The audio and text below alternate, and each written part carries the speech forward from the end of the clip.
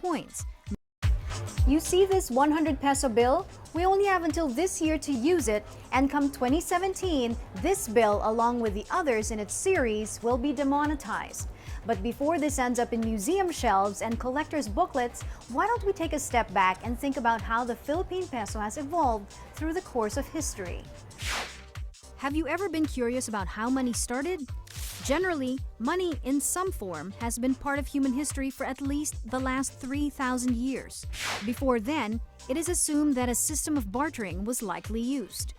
In 600 BC, Lydia's king came up with the first official currency in the form of coins made of silver and gold, with pictures stamped into them to distinguish denominations.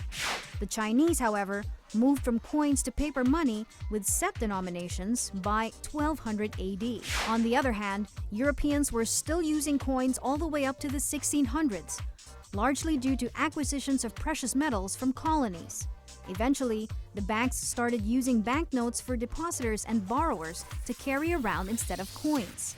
These notes could be taken to the bank at any time and exchanged for their face values in silver or gold coins. This paper money could be used to buy goods and operate much like currency today, but it was issued by banks and private institutions, not the government, which is now responsible for issuing currency in most countries.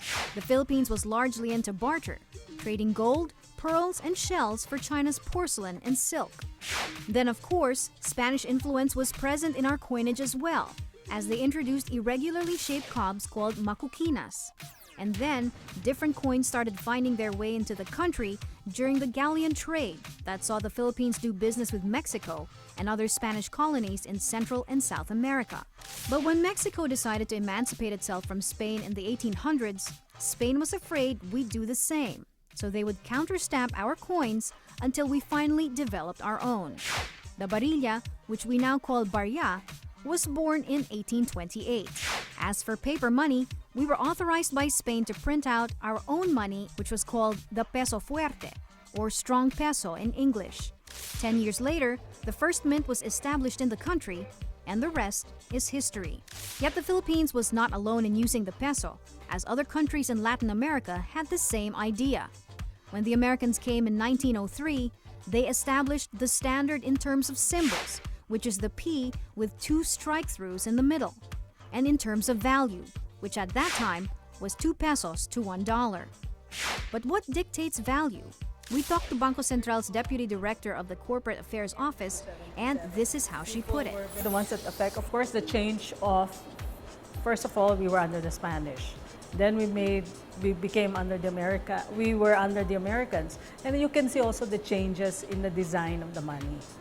And then later we became a republic.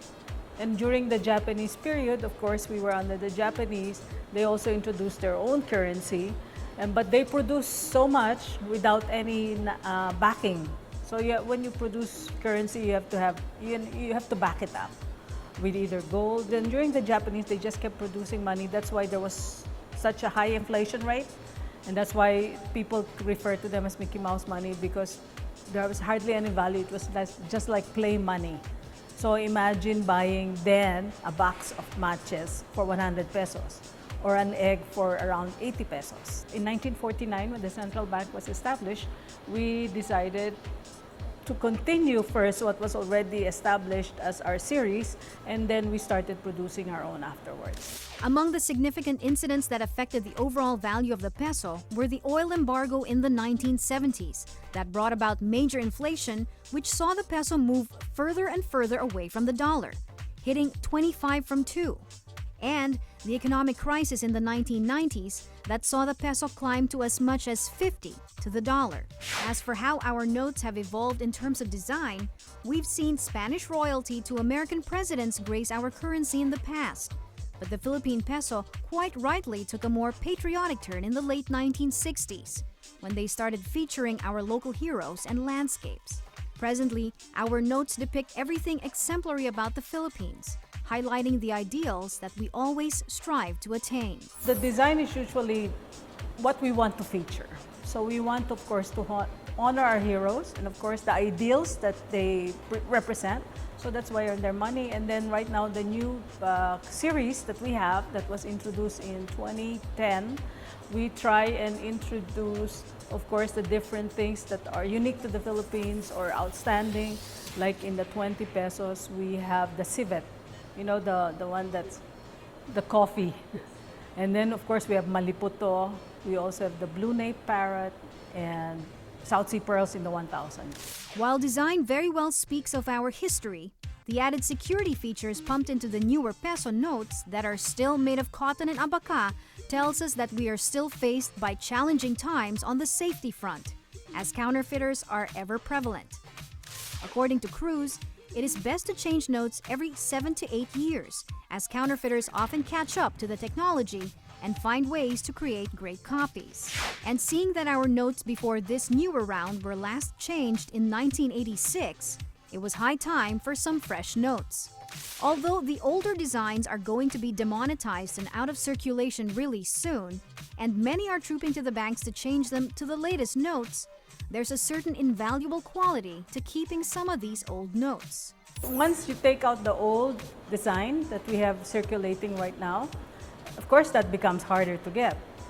So then it will increase in value. For one thing, it shows our history.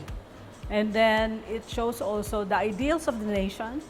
So it actually, how would you say it? It actually records our history through money, and then how we view ourselves as a nation, and how we view our culture also. While changing the design of the Philippine peso is pragmatic in nature, isn't it a nice reflection of our country's status in history?